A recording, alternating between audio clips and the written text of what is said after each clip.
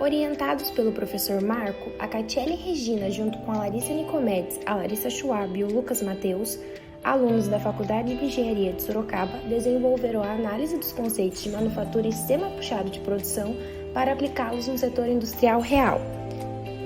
Embasado em importantes referenciais bibliográficos, o conjunto de ações no decorrer do trabalho foi desenvolvido com a finalidade de gerar conhecimento na aplicação prática em obstáculos específicos, de modo a explorar maior familiaridade com o problema a partir de dados quantitativos. Os alunos envolvidos com os colaboradores delimitaram a área produtiva objeto de estudo, bem como as variáveis de influência e os meios de controle. Objeto de estudo, o setor industrial é responsável pela usinagem de carcaças de bombas hidráulicas para veículos pesados e semipesados. O item impulsiona o óleo para o motor do veículo, necessário para movimentar a direção e diminuir o esforço físico do motorista. Constituídas de alumínio, as carcaças usinadas no setor se diferem em 18 tipos por pequenas divergências dimensionais. Porém, neste trabalho, os brutos estudados foram as peças 902 e 903 por disporem dos maiores volumes de produção. São obtidas características dimensionais das diferentes carcaças em operações de torneamento, usinagem e furação a partir dos recursos em mão de obra, equipamentos de movimentação interna e maquinário apropriado. O fluxo produtivo inicia nos tornos 1 e 2 através das esteiras e do robô de carga e descarga das máquinas. As peças seguem para qualquer um dos dois centros de usinagem pelo primeiro operador. O segundo operador busca as carcaças para o centro 3. Adiante, as peças passam pela lavagem, secagem e inspeção antes de serem estocadas. A carcaça é o item que reúne todos os componentes da bomba para que esta desenvolva sua função na direção do veículo. Direções hidráulicas possuem o objetivo em tornar o volante mais leve ao motorista, transferindo o esforço ao sistema. Esse feito ocorre quando a bomba impulsiona o óleo por todo o mecanismo, sendo assim considerado o coração do sistema de direção. Porém, a participação das bombas hidráulicas no mercado automotivo reduziu gradativamente no decorrer dos anos devido ao surgimento de novas tecnologias, como as direções elétrica e eletrohidráulica. Atualmente, as direções hidráulicas estão presentes entre os caminhões, correspondendo à maior parte da demanda, e nas opções mais simples de carros de passeio, onde o mercado de reposição se sobressai.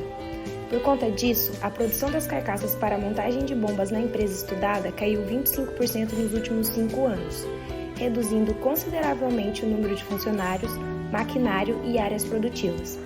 A terceirização também se torna cada vez mais frequente em meio ao cenário atual.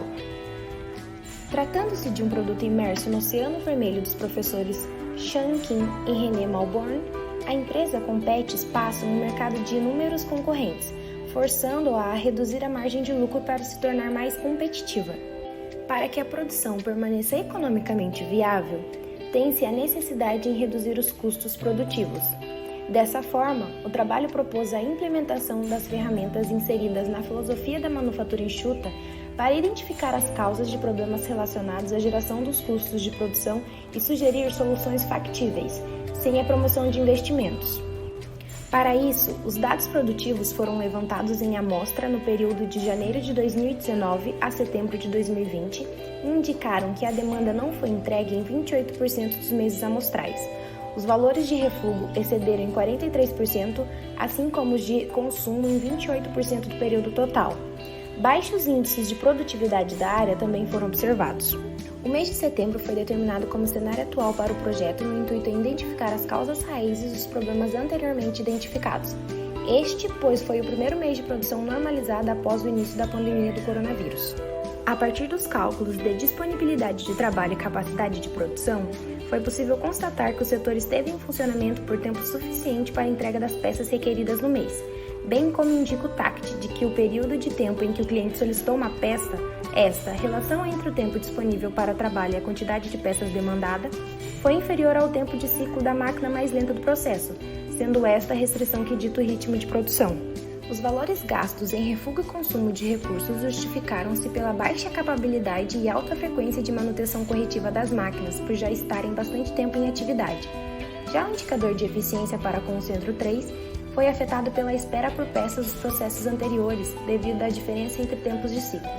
Não se caracterizando como uma parada inesperada, o controle de eficiência é feito no equipamento inadequado. Esses indicadores evidenciaram mau planejamento e controle da produção e a falta de manutenção preventiva ou a necessidade de destinar investimentos para a renovação do maquinário.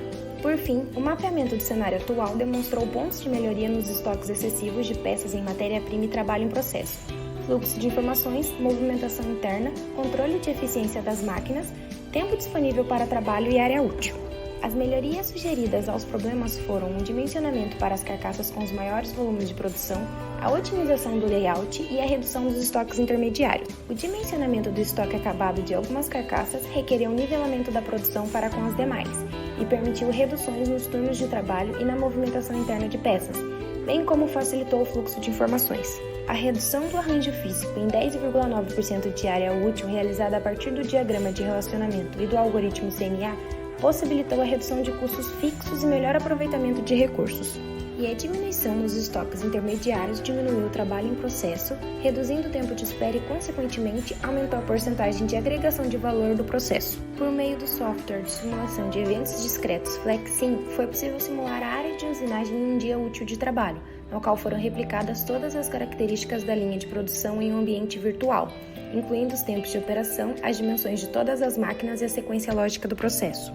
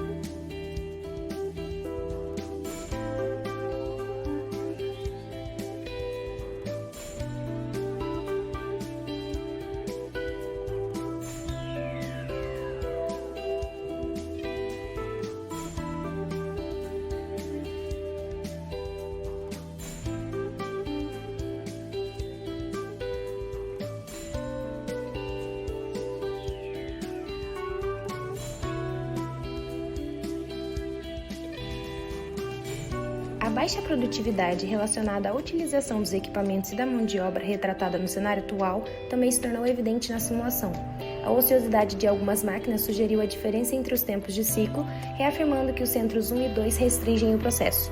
Já em relação à mão de obra, o operador 2, responsável pelo centro 3, a lavadora, o dispositivo de secagem e a inspeção visual possuem mais atividades manuais e por isso permanece por maior tempo em operação. Desta forma, o operador 1 possui tempo suficiente para realizar as cargas e descarga das esteiras dos tornos e dos centros 1 e 2. Apesar da alta ociosidade, a linha permanece balanceada.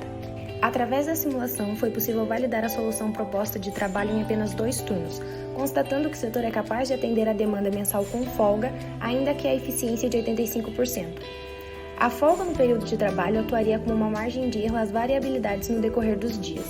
A eliminação de um turno de trabalho possibilitaria a redução de custos com a mão de obra, recursos e áreas de apoio, serviços e lazer.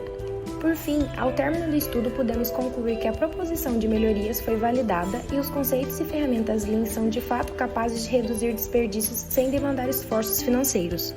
Por meio do dimensionamento dos estoques e as reduções de área útil e peças em processo, foi possível reduzir o lead time da fábrica, o que assegura que o tempo para atender o cliente diminuiu, além de facilitar o fluxo de informações, planejamento e controle da produção, garantir o atendimento da demanda, diminuir a movimentação interna, reduzir os custos alavancados pelos estoques de matéria-prima intermediário e o funcionamento de um terceiro turno de trabalho. A impossibilidade de obter informações sobre os custos e despesas da empresa também limitou a análise do impacto financeiro, o que não invalidou o mérito das melhorias propostas, uma vez que não há qualquer necessidade de investimento.